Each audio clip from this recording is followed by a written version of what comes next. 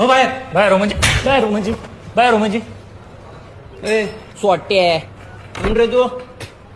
तुला माहित का मी कोण आहे? हा इथचा जागीरदार तू. मी जागीरदार नाही तर मग कोण आहे? जागीरदार आहे तुझ्या घेते आम्ही काय 17 जण पत्राला उचलाय काय?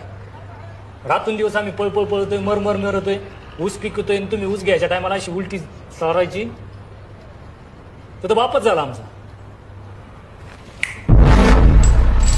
आत्ताशी मुद्द्याचं बोलला बापच मी.